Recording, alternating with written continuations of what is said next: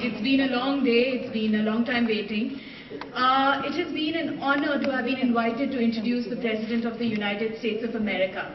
I realized that if I wanted to change the world, I would really need to start by changing myself first. I would need to suspend my judgments, allow curiosity, and learn empathy. When I look back now, I realize that had it not been for that instance, I would never have found my life's passion, that of working with the non-profit organization Prava. At Prava, thank you. At Prava, we co-create empowering spaces with and for young people.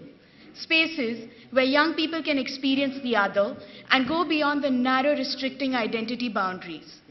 Spaces where they can become empathetic young leaders. Leaders who can take value-based, informed stances and then take appropriate action.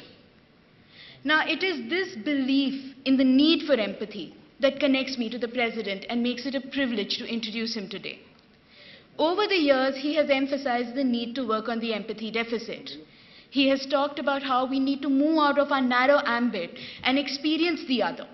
Ladies and gentlemen, it is now my pleasure to welcome on behalf of all the people in India, the man you've been waiting for, the President of the United States of America, Mr. Barack Obama. You're very good. Thank you. That was fabulous. Thank you. We're very proud of you. Thank you so so much. Thank you. Namaste. Thank you so much. Thank you so much, Neha, for what a wonderful introduction.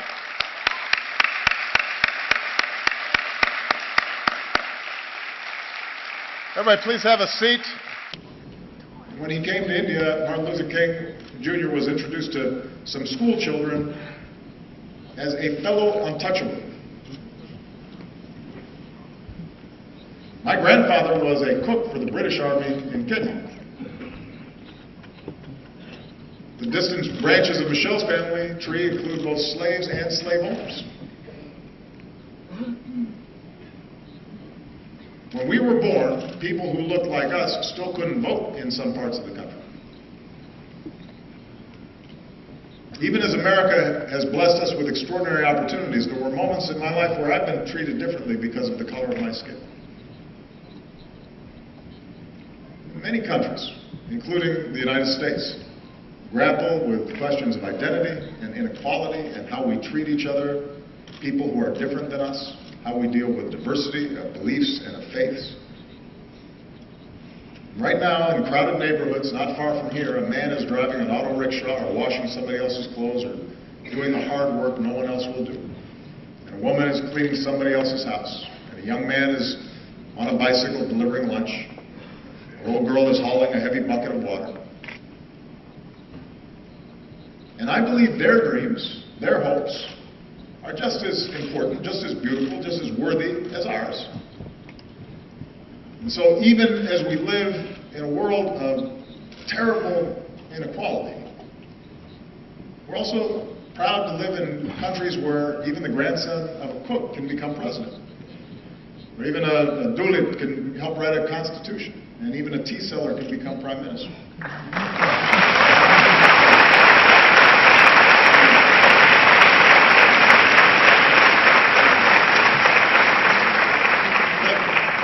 The point is that the aim of our work must be not to just have a few do well, but to have everybody have a chance. Everybody who's willing to work for it have the ability to dream big and then reach those dreams. Our nations are strongest when we uphold the equality of all our people, and that includes our women.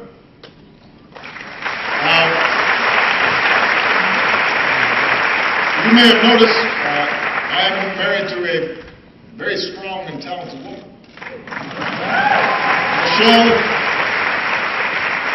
Michelle is not afraid to speak her mind or tell me when I'm wrong, which happens frequently. And we have two beautiful daughters, so I'm surrounded by smart, strong women. And in raising our girls, we try to instill in them basic values. A sense of compassion for others and respect for themselves and the confidence that they can go as far as their imaginations and abilities will carry them. And as part of Michelle's work as First Lady, she's met with women and girls around the world, including here in India, to let them know that America believes in them too. In the United States, we're still working to make sure that women and girls have all the opportunities they deserve and that they're treated equally. And we have some great role models, including here today, the former Speaker of our House of Representatives, Nancy Pelosi, who was the first woman Speaker of the House in my great parliament.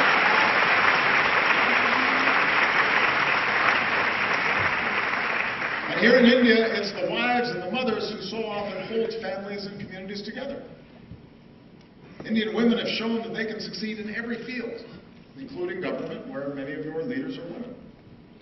And the young women who are here today are part of a new generation that is making your voice heard and standing up and determined to play your part in India's progress. And here's what we know. We know from experience that nations are more successful when their women are successful. When girls go to school,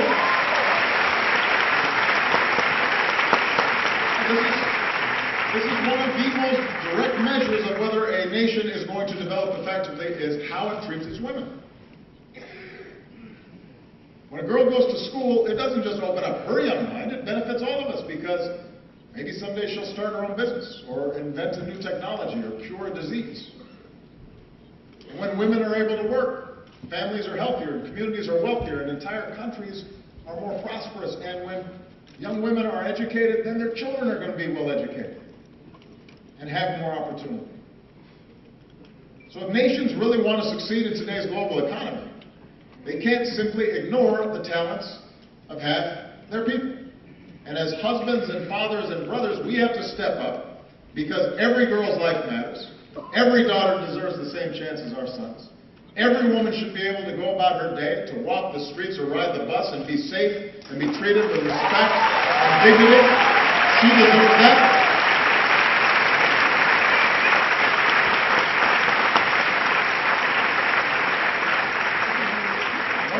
One of the favorite things about this trip for me has been to see all these incredible Indian women in the armed forces, including the person who commanded the guard that greeted me when I arrived. It's remarkable. And it's a sign of great strength and great progress. Our nations are strongest when we see that we are all God's children, all equal in His eyes and worthy of His love.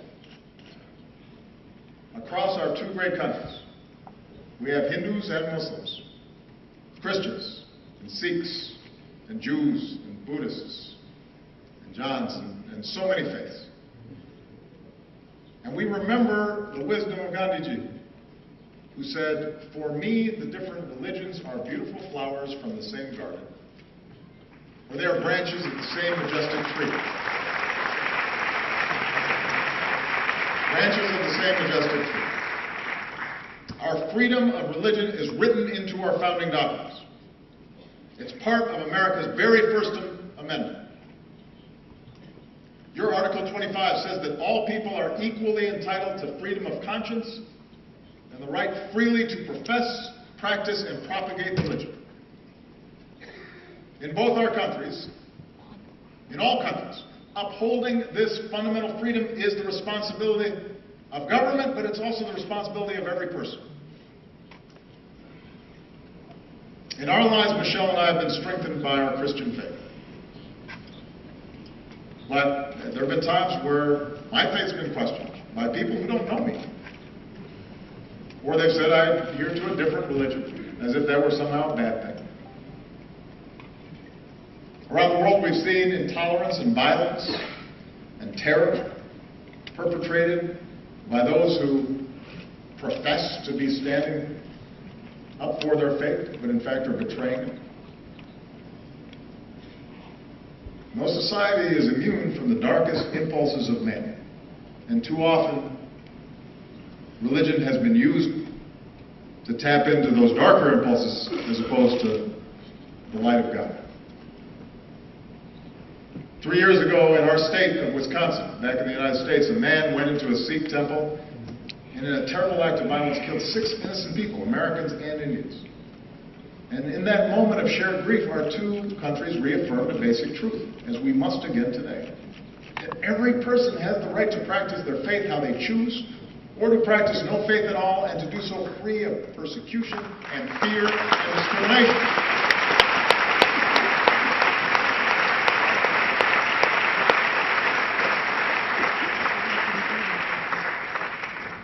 The peace we seek in the world begins in human hearts.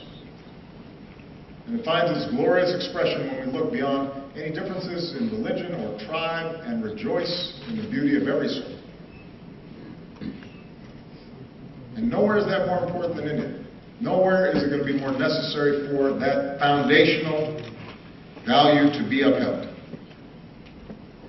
India will succeed so long as it is not splintered along the lines of religious faith, so long as it's not splintered along any lines, and is unified as one nation. And it's when all Indians, whatever your faith, go to the movies and applaud actors like Shah Rukh Khan, and when you celebrate athletes like Milkha Singh or Mary Kom, and every Indian can take pride in the courage of a humanitarian who liberates boys and girls from forced labor and exploitation, who's here today. Kailash Satyarthi, our most recent Nobel Prize for Peace. So that's what unifies us. Do we act with compassion and empathy? Are we measured by our efforts, by what Dr. King called the content of our character, rather than the color of our skin or the manner in which we worship our God? In both our countries, in India and in America, our diversity is our strength, and we have to guard against any efforts to divide ourselves along sectarian lines or any other lines. And if we do that well, if America shows itself as an example of its diversity and yet the capacity to live together and work together in common effort, in common purpose, if India, as massive as it is, with so much diversity, so many differences, is able to continually affirm its democracy, that is an example for every other country on earth. That's what makes us world leaders. Not just the size of our economy or the number of weapons we have, but our ability to show the way in how we work together and how much respect we show each other. And finally, our nations are strongest when we empower our young people. Because ultimately, you're the one who has to break down these old stereotypes and these old barriers, these old ways of thinking. You know, prejudices and stereotypes and assumptions, those are what happens to old minds, like mine. You know, I'm getting gray hair now. I was more youthful when I first started this office. And that's why young people are so important in these efforts. You know, here in India, most people are under 35 years old. And India is on track to become the world's most populous country. So young Indians like you aren't just going to define the future of this nation, you're going to shape the world. Like young people everywhere, you want to get an education and find a good job and make your mark, and it's not easy. But in our two countries, it's possible. Remember, Michelle and I don't come from wealthy backgrounds or famous families. Our families didn't have a lot of money. We did have parents and teachers and communities that cared about us, and with the help of scholarships and student loans, we were able to attend some of the best schools in the world. Without that education, we wouldn't be here today. So whether it's in America or here in India or around the world, we believe young people like you ought to have every chance to pursue your dreams as well. So as India builds new community colleges, we'll link you with our own, so more young people graduate with the skills and training to succeed. We'll increase collaborations between our colleges and universities and help create the next Indian Institute of Technology. And we'll encourage young entrepreneurs who want to start a business. And we'll increase exchanges because I want more American students coming to India and more Indian students coming to America.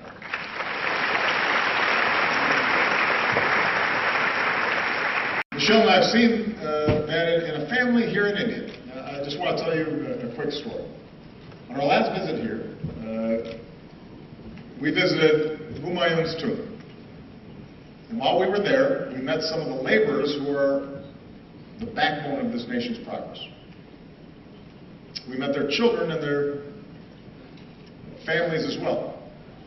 And some wonderful young children with bright smiles, sparks in their eyes. And one of the children we met was a boy named Vishal. And his father works as a stone layer farther away, but sends home what little he makes so Vishal can go to school. And Vishal loves math, and mostly he studies. And when he's not studying, he likes watching Kubudi. And he dreams of someday joining the Indian Armed Forces. And the United States recognizes our part in creating this problem, so we're leading the global effort to combat it. And today I can say that America's carbon pollution is near its lowest level in almost 2 decades. I know the argument made by some that it's unfair for countries like the United States to ask developing nations and emerging economies like India to reduce your dependence on the same fossil fuels that help power our growth for more than a century. But here's the truth. Even if countries like the United States curb our emissions, if countries that are growing rapidly like India, with soaring energy needs, don't also embrace cleaner fuels, then we don't stand a chance against climate change. So we welcome India's ambitious targets for generating more clean energy. We'll continue to help India deal with the impacts of climate change, because you shouldn't have to bear that burden alone. And as we keep working for a strong global agreement on climate change, it's young people like you who have to speak up so we can protect this planet for your generation. I'll be gone when the worst effects happen. It's your generation and your children that are going to be impacted. And that's why it's urgent that we begin this work right now. Development that lifts up the lives and health of our people, trade and economic partnerships that reduce poverty and create opportunity, leadership in the world that defends our security and advances human dignity and protects our planet. That's what I believe India and America can do together. So with the rest of my time, I want to discuss how we can do it.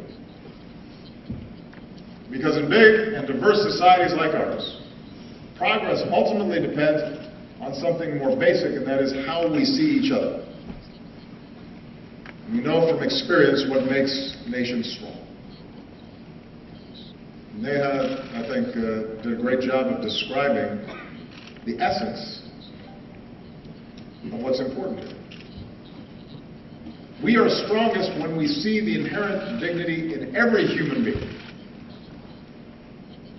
Look at our countries, the incredible diversity, even here in this hall. India is defined by countless languages and dialects in every color and caste and creed, gender and orientations. And likewise in America, we're black and white and Latino and Asian and Indian American and Native American.